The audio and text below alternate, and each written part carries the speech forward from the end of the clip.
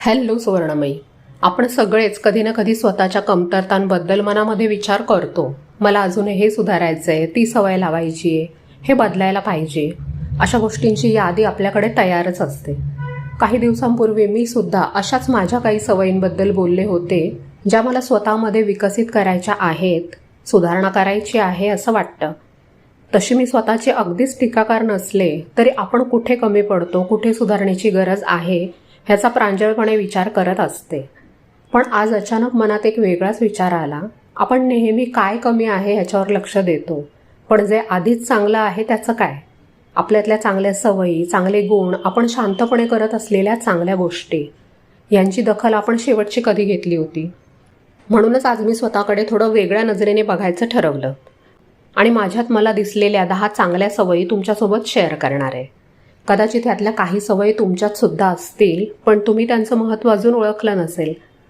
पहिली सवय आहे स्वतःचं प्रामाणिक आत्मपरीक्षण करणं.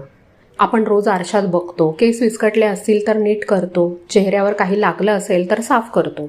पण आपल्या विचारांचा, वागण्याचा आणि निर्णयांचा आरसा आपण किती वेळा बघतो? आत्मपरीक्षण म्हणजे स्वतःच्या मनात डोकावून बघण्याची सवय. दिवसभरात आपण काय केलं, कसं वागलो, कोणते निर्णय घेतले, त्यात काय योग्य होतं आणि काय सुधारता येऊ शकलं असतं ह्याचा शांतपणे विचार करणं. पण इथे एक गोष्ट महत्त्वाची आहे. आत्मपरीक्षण आणि स्वतःला दोष देणं ह्या 2 वेगळ्या गोष्टी आहेत. काही लोक प्रत्येक गोष्टीसाठी स्वतःलाच दोष देतात. माझं चुकलं, मी काहीच नीट करू शकत नाही असं म्हणतात. ते आत्मपरीक्षण नाही, ते स्वतःवर टीका करणं आहे. खरं आत्मपरीक्षण म्हणजे स्वतःकडे न्यायाधीशासारखं नाही तर निरीक्षकासारखं बघणं. उदाहरणार्थ, एखाद्या दिवशी आपला कुणाशी वाद झाला, अशा वेळी आपण लगेच समोरच्याला दोष देतो. पण आत्मपरीक्षण करणारी व्यक्ती स्वतःला सुद्धा एक प्रश्न विचारते की ह्या परिस्थितीत माझा काय वाटा होता? कदाचित समोरची व्यक्ती चुकीची असेल, पण आपली बोलण्याची पद्धत, आपली घाई किंवा आपला गैरसमज सुद्धा कारणीभूत असू शकतो. ही सवय आपल्याला नम्र बनवते, कारण आपल्याला समजायला लागतं की आपण सुद्धा परिपूर्ण नाही. आणि त्याचवेळी ती आपल्याला मजबूत सुद्धा बनवते, कारण आपल्याला आपल्या कमतरता दिसल्या की त्यांच्यावर काम करण्याची संधी मिळते. आयुष्यात पुढे जाणारे लोक ते नसतात ज्यांच्याकडून कधीच चुका होत नाहीत. पुढे जाणारे लोक ते असतात जे आपल्या चुका ओळखतात, त्यातून शिकतात आणि पुन्हा तीच चूक टाळण्याचा प्रयत्न करतात. म्हणूनच दिवसातून एकदा तरी स्वतःला एक साधा प्रश्न विचारा. आज मी काय शिकले? किंवा आज मी कोणती गोष्ट अजून चांगल्या प्रकारे करू शकले असते? हा छोटासा विचार हळूहळू मोठे बदल घडवू शकतो. कारण जेव्हा माणूस स्वतःला प्रामाणिकपणे समजून घ्यायला लागतो, तेव्हा त्याची वाढ खऱ्या अर्थाने सुरू होते. दुसरी सवय आहे नवीन गोष्टी शिकण्याची तयारी. आपण लहान असतो तेव्हा शिकणं खूप सहज असतं.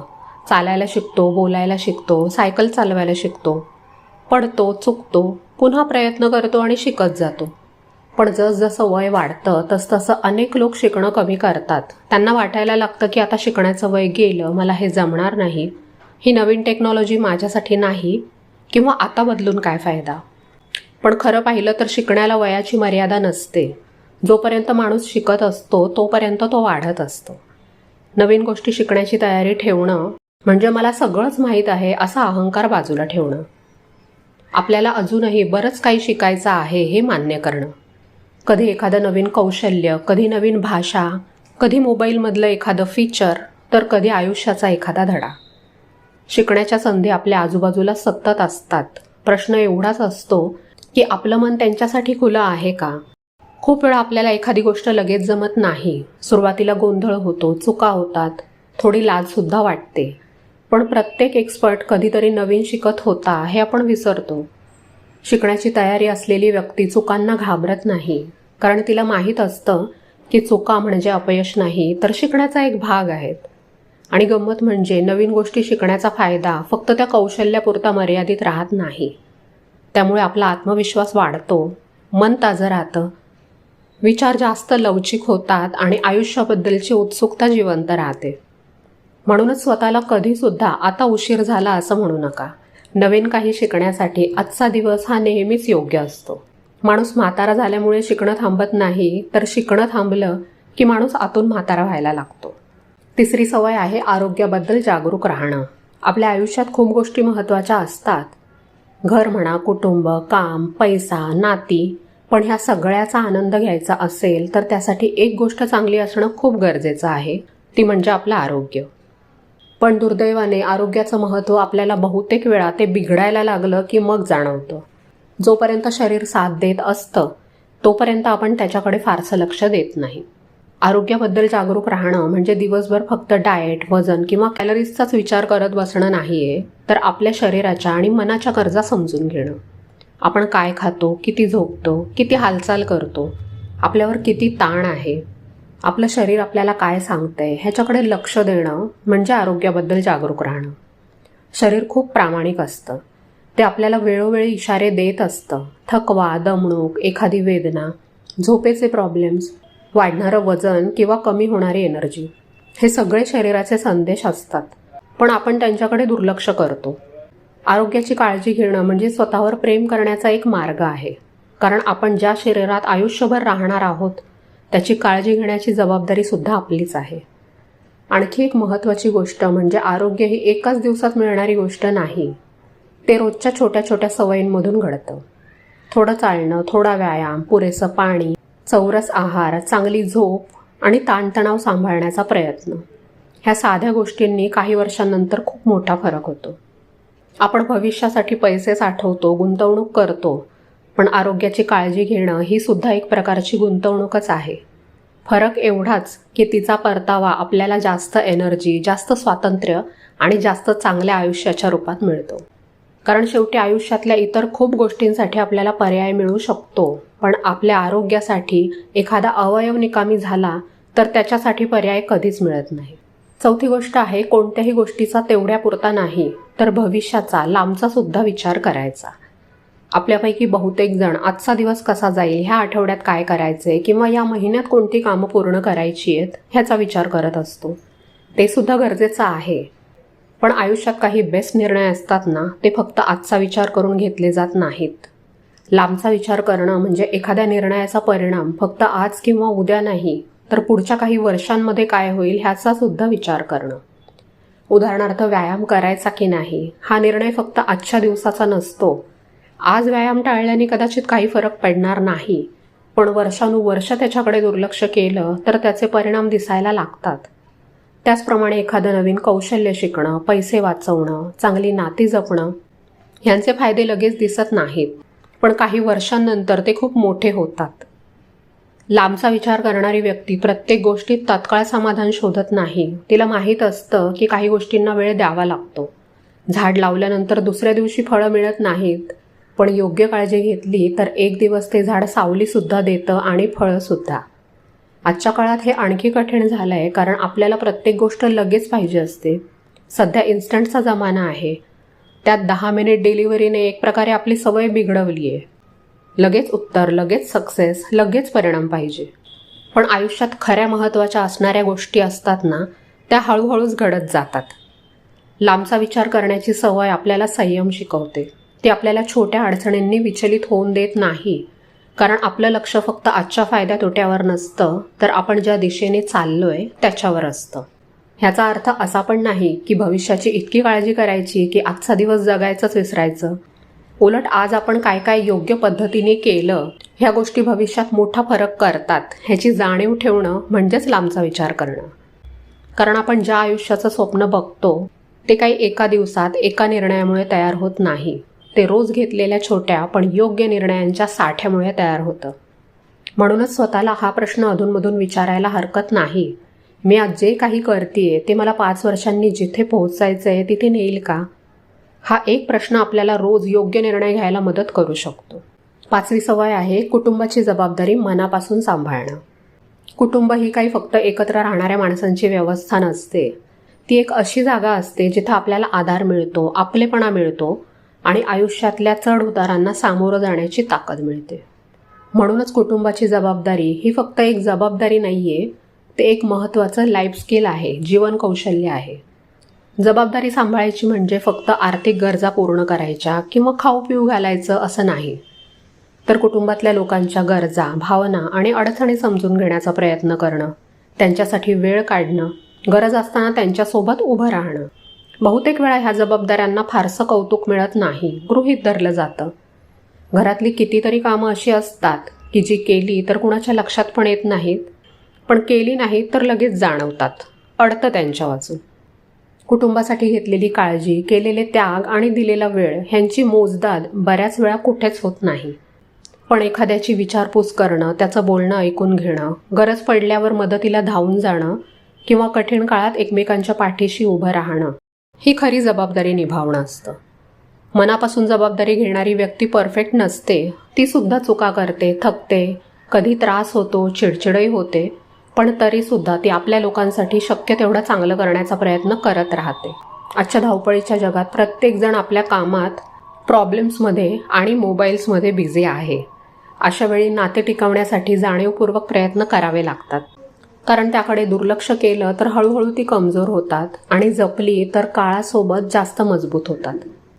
हे काम मनापासून करण्याचा सगळ्यात मोठा फायदा म्हणजे फक्त आपल्याकडून इतरांना आधार मिळत नाही, तर आपल्याला सुद्धा आयुष्यात एक खोल अर्थ आणि समाधान मिळतं. कारण शेवटी आयुष्यात आपण किती यश मिळवतो, किती पदं मिळवतो किंवा पैसे मिळवतो, ह्याला एक लिमिट असते, पण आपल्यामुळे आपल्या माणसांना मिळालेला आधार आणि सुरक्षिततेची भावना ही त्यांच्यासाठी आणि आपल्यासाठी सुद्धा खूप मोठी गोष्ट असते. 6वी गोष्ट आहे, आपल्या भावना दडपून न ठेवता त्यांचा अर्थ समजून घेण्याचा प्रयत्न करणं.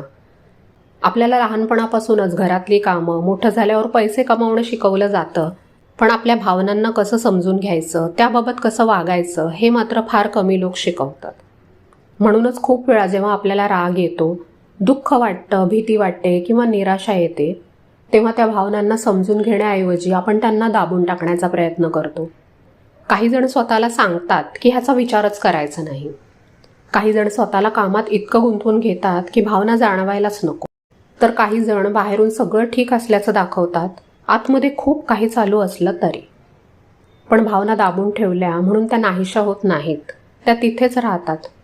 कधी टेन्शनच्या रूपात, कधी चिडचिडीच्या रूपात, कधी अँक्झायटी, तर कधी अचानक झालेल्या भावनेच्या स्फोटामधून त्या बाहेर येतात. बरं, भावना समजून घेणं म्हणजे असं नाही की प्रत्येक भावनेला लगेच बदलण्याचा प्रयत्न करायचा किंवा वाईट वाटत असेल तरी जबरदस्तीने खुश आहोत असं दाखवायचं. तर अशा वेळी स्वतःला एक साधा प्रश्न विचारायचा, मला नेमकं काय वाटतंय आणि का वाटतंय? उदाहरणार्थ, कधी कधी आपल्याला एखाद्या व्यक्तीचा खूप राग येतो असं वाटतं, पण थोडं खोल जाऊन पाहिलं ना तर लक्षात येतं की त्या रागाच्या मागे दुखावलं गेल्याची भावना आहे किंवा कधी चिडचिडच्या मागे थकवा असतो. खूप वेळा खरी भावना समजली ना की आपला परिस्थितीकडे बघण्याचा दृष्टिकोन बदलतो. भावना समजून घेण्याची ही सवय आपल्याला मनाने जास्त मजबूत बनवते.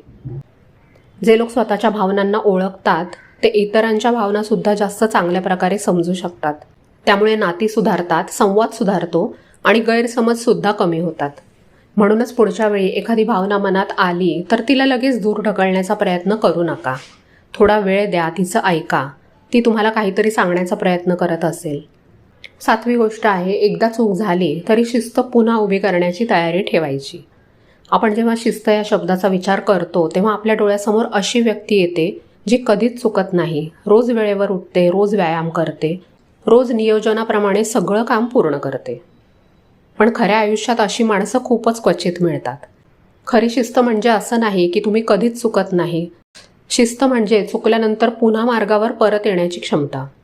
कारण आयुष्य नेहमी आपल्या प्लॅननुसार चालत नाही. कधी तब्येत बिघडते, कधी कामाचा ताण वाढतो, कधी एखादी अडचण येते, तर कधी फक्त मूड नसतो. अशा वेळी आपल्या चांगल्या सवयींना ब्रेक लागतो आणि खूप लोकांची अडचण इथेच सुरू होते. 2 दिवस व्यायाम राहिला तर ते पूर्णपणे सोडून देतात. एखादा दिवस जास्त खाल्लं तर आता सगळंच डाएट बिघडलं असं समजतात आणि बंद करून टाकतात. एखादं उद्दिष्ट काही दिवसांसाठी मागे पडलं तर प्रयत्नच थांबवतात. पण एक दिवस चुकणं हा काही प्रॉब्लेम नसतो, चुकल्यानंतर हार मानणं हा खरा प्रॉब्लेम असतो. शिस्तबद्ध व्यक्ती आणि इतरांमधला सगळ्यात मोठा फरक म्हणजे ती व्यक्ती परफेक्ट नसते, पण मध्ये अडथळे आले तरी ती पुन्हा चालायला सुरुवात करायला तयार असते. तिला माहीत असतं की प्रत्येक दिवस हा नव्याने सुरुवात करण्याची संधी आहे.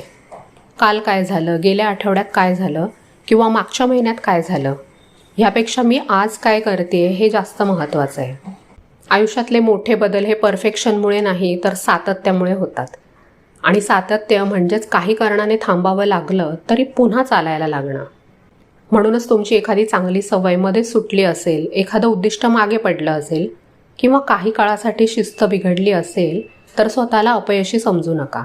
स्वतःला फक्त एवढंच विचारा की आज मी पुन्हा सुरुवात करू शकते का. 8वी गोष्ट आहे इतरांना उपयोगी पडेल असं काहीतरी निर्माण करणं.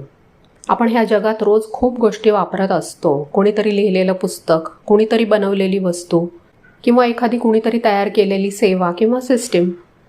आपल्या आयुष्यात अशा अनेक लोकांचं योगदान असतं, जरी आपल्याला त्यांची नावं माहीत नसली तरी. म्हणूनच इतरांना उपयोगी पडेल असं काहीतरी निर्माण करण्याची इच्छा खूप महत्त्वाची आहे. काही निर्माण करणं म्हणजे फक्त मोठा व्यवसाय उभा करणं, एखादं पुस्तक लिहिणं किंवा प्रसिद्ध होणं नाही आहे. तर अशी कोणतीही गोष्ट तयार करणं जी दुसऱ्या व्यक्तीच्या आयुष्यात थोडासा का होईना सकारात्मक फरक आणते. एखादी उपयोगी माहिती, एखादा प्रोत्साहनाचा शब्द, तर कधी एखादी साधी आयडिया. आपण निर्माण केलेली गोष्ट किती मोठी आहे ह्यापेक्षा ती कोणासाठी उपयोगी आहे का हे जास्त महत्त्वाचं असतं. खूप वेळा आपण विचार करतो की माझ्याकडे देण्यासारखं विशेष काय आहे, पण प्रत्येक व्यक्तीकडे काही ना काही अनुभव, ज्ञान किंवा कौशल्य असतंच जे दुसऱ्या कुणासाठी तरी उपयोगी ठरू शकतं. आयुष्यात एक वेगळीच समाधानाची भावना तेव्हा मिळते जेव्हा आपल्यामुळे कुणाचं एखादं काम सोपं होतं, कुणाला नवी दिशा मिळते किंवा कुणाच्या चेहऱ्यावर हसू येतं. आणि गंमत म्हणजे काहीतरी निर्माण करण्याची ही सवय आपल्याला सुद्धा समृद्ध करते. जगात पुष्कळ लोक फक्त मला काय मिळेल ह्याचा विचार करतात, पण काही लोक असा विचार करतात की मी जगाला काय देऊ शकतो. आणि बहुतेक वेळा दुसऱ्या प्रकारचे लोक जगात पॉझिटिव्ह एनर्जी निर्माण करतात. म्हणूनच स्वतःला अधूनमधून हा प्रश्न विचारायला हरकत नाही, आज मी अशी कोणती गोष्ट निर्माण करू शकते जी माझ्या पलीकडे जाऊन इतरांसाठी सुद्धा उपयोगी पडेल. 9वी गोष्ट आहे कृतज्ञ राहण्याची क्षमता. माणसाच्या मनाची एक गंमत आहे, जे आपल्याजवळ आहे ना त्याची आपल्याला सवय होते आणि जे नाही त्याच्याकडे आपलं लक्ष जास्त जातं.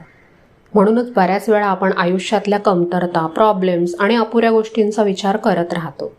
अजून काय मिळालेलं नाही, काय कमी आहे, काय जास्त चांगलं व्हायला पाहिजे होतं, ह्याच्यावरच आपलं लक्ष केंद्रित राहतं. मग कृतज्ञ राहायचं म्हणजे ह्या सगळ्यांकडे दुर्लक्ष करायचं का, प्रॉब्लेम्स नाहीत असं समजायचं का? तर तसं नाही आहे. अडचणी असल्या तरी आयुष्यात आधीपासून असलेल्या काही चांगल्या गोष्टींची सुद्धा जाणीव ठेवली पाहिजे. कारण आपल्या आयुष्यात अशा अनेक गोष्टी आहेत ज्या कधी काळी आपल्यासाठी फक्त इच्छा होत्या. आज त्या आपल्या आयुष्याचा भाग आहेत, पण म्हणूनच त्यांचं महत्त्व कमी झाल्यासारखं वाटतं. चांगलं आरोग्य, आपल्या माणसांची साथ, डोक्यावर छप्पर, 2 वेळचं अन्न, शिकण्याची संधी, आपल्यावर प्रेम करणारी माणसं, ह्या गोष्टी रोजच्या आयुष्यात इतक्या कॉमन वाटायला लागतात की त्यांची किंमत आपण विसरून जातो. कृतज्ञता म्हणजे रोजचा दिवस परफेक्ट नसला तरी त्यामध्ये काही ना काही चांगलं आहे हे ओळखणं. विशेष म्हणजे कृतज्ञ राहण्याची सवय परिस्थिती बदलत नाही, आपला दृष्टिकोन मात्र नक्की बदलते. सतत काहीतरी कमी आहे असं जे आपल्याला वाटत असतं ना, त्यातून ते आपल्याला बाहेर काढते. संशोधनसुद्धा असंच सांगतं की आहे त्यासाठी मनातून कृतज्ञ असणारे लोक जास्त समाधानी, जास्त पॉझिटिव्ह आणि मनाने जास्त स्थिर असतात. कारण त्यांचं लक्ष फक्त प्रॉब्लेम्सवर नसतं. ह्याचा अर्थ असा नाही की महत्त्वाकांक्षा सोडायची किंवा प्रगती थांबवायची. आपण अजून चांगल्या गोष्टींसाठी प्रयत्न करू शकतो आणि त्याचवेळी आज जे आहे त्याबद्दल कृतज्ञसुद्धा राहू शकतो. म्हणूनच कधी उदास, निराश वाटलं तर स्वतःला एक प्रश्न विचारा, आज अशी कोणती गोष्ट आहे जिच्याबद्दल मी मनापासून आभारी आहे. कारण आनंद नेहमी नवीन गोष्टी मिळवण्यातच नसतो, खूप वेळा तो आपल्याजवळ आधीपासून असलेल्या गोष्टींची जाणीव ठेवण्यामध्ये पण असतो. 10वी गोष्ट आहे हार न मानण्याची सवय. जगात असा एकही माणूस नाही ज्याला कधीच अपयश आलेलं नाही. असा एक सुद्धा माणूस नाही ज्याच्या वाट्याला अडचणी, निराशा किंवा संघर्ष आलेले नाही. फरक फक्त एवढाच असतो की काही लोक अडचणी आल्या की प्रयत्न सोडून देतात आणि काही लोक थोडा वेळ थांबून पुन्हा पुढे चालायला सुरुवात करतात. हार न मानण्याची सवय म्हणजे प्रत्येक वेळी पडल्यावर पुन्हा उठण्याची तयारी ठेवणं. आपण सक्सेसफुल लोकांकडे बघतो, त्यांच्या यशाचं कौतुक करतो, पण त्याच्यामागे किती अपयश, किती चुका, किती नाकारले जाण्याचे प्रसंग आणि किती कठीण दिवस असतील ह्याचा विचार फार कमी वेळा करतो. आयुष्यातल्या बहुतेक महत्त्वाच्या आणि चांगल्या गोष्टींना वेळ लागतो. एखादं कौशल्य शिकणं, आपलं आरोग्य सुधारणं, आर्थिक स्थैर्य मिळवणं किंवा एखादं मोठं स्वप्न पूर्ण करणं, ह्या सगळ्यासाठी नियमित प्रयत्न करावे लागतात. पण मधल्या काळात असे काही क्षण येतात जेव्हा काहीच प्रगती होत नाहीये असं वाटतं. आपण मेहनत करत असतो पण परिणाम दिसत नाही. प्रयत्न करत असतो पण यश मिळत नाही. अशा वेळी हार मानून सोडून द्यावं असं वाटणं अगदी साहजिक आहे. पण खूप वेळा यश आणि अपयश यांच्यामध्ये फक्त एकच गोष्ट उभी असते, अजून थोडा वेळ टिकून राहण्याची तयारी. असं नाही आहे की हार न मानणाऱ्या व्यक्तीला कधी निराश वाटत नाही. तिलासुद्धा थकवा येतो, भीती वाटते, कधीकधी स्वतःवर शंका येते, मला खरंच जमणार आहे का? पण असं वाटलं तरी ती पूर्ण थांबत नाही. कारण तिला माहीत असतं की आजचा एक कठीण दिवस म्हणजे संपूर्ण आयुष्याचा निकाल नाही आहे. आजचं अपयश म्हणजे कायमचं अपयश नाही. आणि आजचा अडथळा म्हणजे माझा प्रवास संपला असं नाही. किंवा खूप चांगलं नशीब लागतं असंही नाही. कधीकधी फक्त इतकंच लागतं की इतरांनी प्रयत्न सोडले तरी आपण अजून एक पाऊल पुढे टाकायचं ठरवणं. कारण शेवटी हार न मानणारी माणसं फास्ट पुढे जाणार नाहीत कदाचित, पण शेवटी जिथे पोहोचायचं आहे तिथपर्यंत पोहोचण्याची शक्यता मात्र त्यांचीच सगळ्यात जास्त असते. तर ह्या होत्या 10 चांगल्या सवयी. आणि ह्या सवयींबद्दल बोलण्यामागचा उपदेश करणं हा नव्हता. उद्देश हा होता की आपण नेहमी स्वतःमध्ये काय कमी आहे हे शोधत असतो, पण कधीकधी थांबून आपल्यात आधीपासून काय चांगलं आहे हे सुद्धा बघायला पाहिजे. कारण सुधारण्याची सुरुवात आपले प्लस पॉईंट्स ओळखण्यातूनच होते. कदाचित ह्या 10 सवयींपैकी काही तुमच्यात सुद्धा असतील. कदाचित तुम्ही त्यांना कधी सवय म्हणून बघितलंच नसेल, एवढं तर पाहिजेच म्हणून गृहीत धरलं असेल. म्हणूनच आजचा व्हिडिओ संपण्याच्या आधी तुम्हाला एक छोटासा विचार करून जायचंय. जर तुम्हाला स्वतःच्या 10 चांगल्या सवयी लिहायच्या असतील तर तुम्ही कोणकोणत्या लिहाल? सुरुवातीला कदाचित 2-3च आठवतील, पण थोडा विचार केलात तर कदाचित तुम्हाला सुद्धा जाणवेल की तुम्ही स्वतःला जितकं कमी समजता त्यापेक्षा तुम्ही खूप चांगल्या गोष्टी आधीच करत आहात. कारण स्वतःला सुधारत राहणं महत्त्वाचं आहेच, पण त्याचबरोबर स्वतःचं कौतुक करायला शिकणं सुद्धा तितकंच महत्त्वाचं आहे. स्वतःशी कायम युद्ध करून स्वतःला नावं ठेवून कोणी बदलत नाही, पण स्वतःला समजून घेऊन ॲक्सेप्ट करून हळूहळू पुढे जात राहिलं तर आपण जो बदल किंवा सुधारणा आपल्यात करतो ती आयुष्यभर टिकते. ह्या व्हिडिओचा दुसरा भागसुद्धा लवकरच येईल, त्यामुळे चॅनलला सबस्क्राईब करून ठेवा. व्हिडिओ आवडला असेल तर लाईक करा आणि कमेंटमध्ये नक्की सांगा तुमच्यातली कोणती एक चांगली सवय आहे ज्याचा तुम्हाला अभिमान वाटतो. तुम्हाला चॅनलची मेंबरशिप घ्यायची असेल तर व्हिडिओच्या खाली जॉईन बटन आहे, ते दाबून तुम्ही ती घेऊ शकता. पुन्हा भेटूया एका नवीन विचारासोबत. तोपर्यंत स्वतःमधल्या चांगल्या गोष्टीकडे सुद्धा प्रेमाने बघा आणि आनंदात राहा.